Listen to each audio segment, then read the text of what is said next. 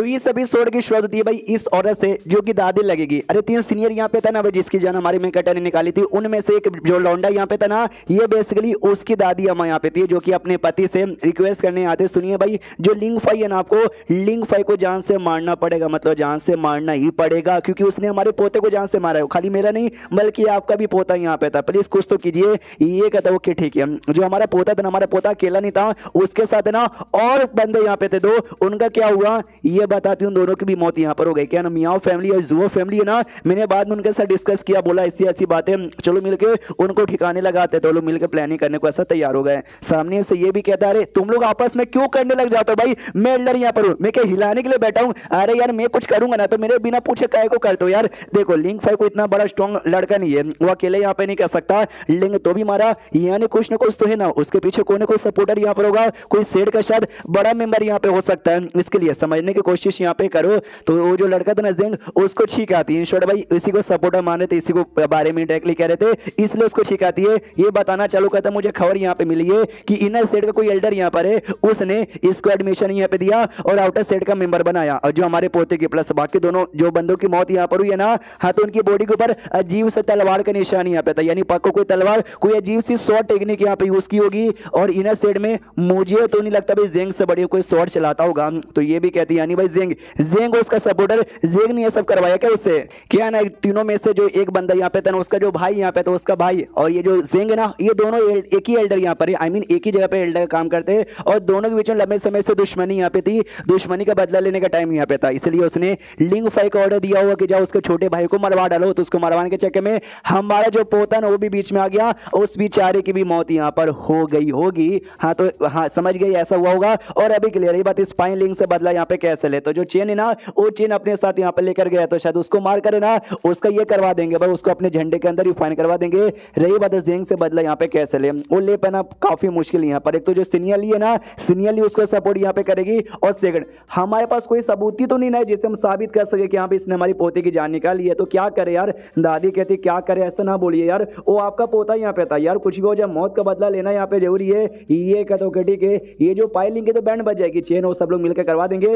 रही बात जेंग का, ये जो मियाओ फैमिली और जुओ फैमिली, यानी तीनों लड़कों में से एक के तो भी दादा दादी ये लगेंगे, बाकी ये दोनों फैमिली वो बाकी दोनों लड़के से बिलोंग करते हैं। कहते कि जाओ उनको जाके पूरी बता दो ऐसी ऐसी बातें, ताकि वो लोग अपनी तैयारी कर ले इस जेंग के साथ बदला लेने के लिए। उसको यहाँ पे शेष होता है जेंग के ऊपर जो कि बैठा हुआ है, कोई डिसाइपल इसके यहाँ पे थी, वो डिसाइपल को भी वो ज्ञान दे रहा था कल्टीवेशन के, भाई ऐसा ऐसा करो, ऐसा ऐसा करो और ऐसा ऐसा करो। वो कहती ओके ठीक है मास्टर, यहाँ पे समझ गई। उतने में जो भाई यहाँ पे था, वो तीनों लड़कों में से एक लड़के का जो बड़ा भाई यहाँ पे था, जो कि एल्डर जिसके साथ दुश्मनी थी, वो यहाँ पे डायरेक्ट अटैक करने के लिए आगे आ जाता है। कहते हैं जेंग के बच्चे यार आज तू तो गया, इतना बोलकर डायरेक्ट अटैक करने के लिए सीधा आगे बढ़ा था। ये भी कहता है भाई अरे रुक भाई, अटैक को कर रहा है, और नहीं रुकता, और डायरेक्ट अटैक करता है। इसको भी लगता है चोट, ये दूर गिरता है। उसकी डिसाइपल आती है, कहती मास्टर आर यू ओके, आप ठीक हो ना? ये भी कहता है या मैं ठीक हूँ, या साइड में यहाँ पे रहो, बाई चांस मुसीबत में आऊंगा ना मुझसे सपोर्ट मांग लेना। मनी मन सोचता कितना बेकार है ना भाई, मास्टर यहाँ पर हूँ, अपनी डिसाइपल से कह रहा हूँ कि भाई जब मुसीबत में आऊंगा सपोर्ट यहाँ पे कर लेना। और एक सेकंड लड़के भाई,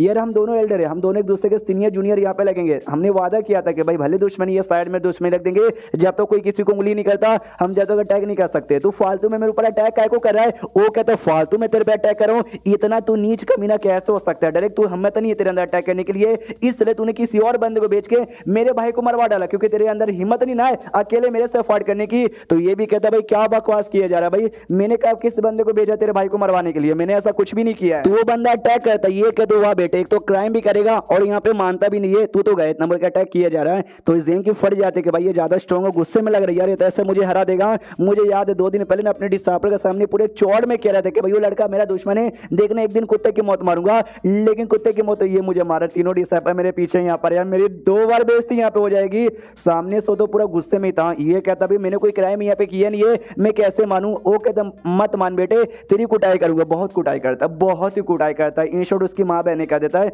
बेहोश हो जाता है जेंग। कुछ समय बाद होश में आता है। डिसाइपल कहते master master are you okay, होश में यहाँ पर आ गए। ये भी कहता या होश में आ गया। यार डिसाइपल के सामने कुटाई हो गई। यार एक काम को जल्दी से मैं जो कंप्लेंट हॉल है ना, कंप्लेंट हॉल में जाओ और उस लड़के के खिलाफ कंप्लेंट यहाँ पे कर दो। तो बिना किसी रीजन का उसने मेरे ऊपर हाथ उठाया, ये रीजन देना, आई मीन ये रीजन देना कि उसने बिना किसी रीजन से मेरे पे हाथ उठाया। जो सुनते लोग कहते वो करने की जरूरत यहाँ पे नहीं है। अगर हमने ऐसा किया तो भाई मैक्स टू मैक्स यहाँ पे क्या होगा, वो जो लड़का है उसको फाइन देना पड़ेगा। मालूम है कि उसने बोला कि मैं खुद जाकर ना फाइन यहाँ पे दे देता हूँ, और वो तो आपको जान से मारना चाहते थे, लेकिन हमने रोका कि भाई जान से मत मारिए, क्योंकि हमने सीनियर ली का नाम लिया। तो वो भी कहता है हाँ सीनियर ली का चोमू है ना साला, छोड़ देता हूँ। सीनियर ली का चोमू ना होता मार डालता, और आगे आके भी कभी करने नहीं जाऊंगा कुछ भी लड़ाई झगड़ा कि भाई सीनियर ली का जो चोमू है, लेकिन बाहर मत मिल जाना।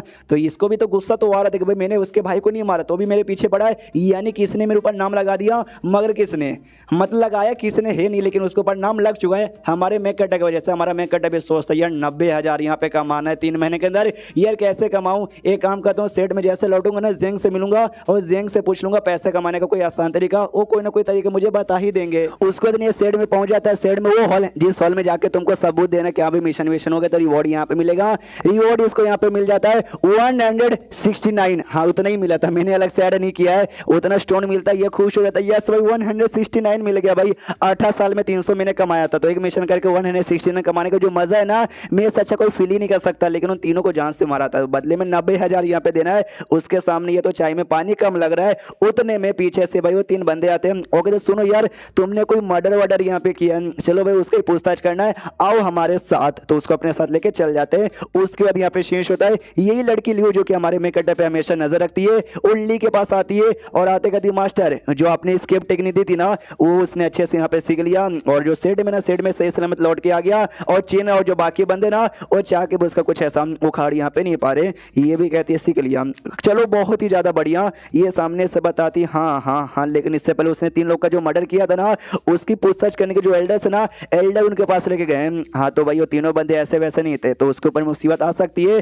तो यार शायद अब आपको आगे जाना चाहिए, आप ही बचा पाओगी। तो ये सामने से कहती सुनो भाई तुमको क्या काम यहाँ पे दिया था, उस पर नजर रखने का, उसकी प्रोटेक्शन करने का। तो भाई अपना काम धंधा छोड़ के यहाँ पे काय को लगी हुई है, जाओ। वो कहती है एक और छोटा सा मामला था जेंग का मामला, ये कहती जाओ मतलब जाओ। वो कहती मास्टर बात तो सुन लो, तो ये कहती जाओ मतलब जाओ, तो वो भी निकल जाती है। अब आते हुए हमारे मेक कट्टे को, जहाँ पे एल्डर लोग बैठे हुए और जो पूरी कहानी एग्जैक्टली क्या क्या हुआ था ना, उस सारी की सारी बातें उसको ऐसा सुना देते कि हाँ भाई ऐसा हुआ था, फिर उसने ऐसा किया था, और फिर तूने ऐसा किया था, और फिर उसने ऐसा कर दिया था, तो तूने एंड में ऐसा कर दिया था ना। हाँ हाँ तुझे कोई एतराज है क्या, ठीक बोला ना?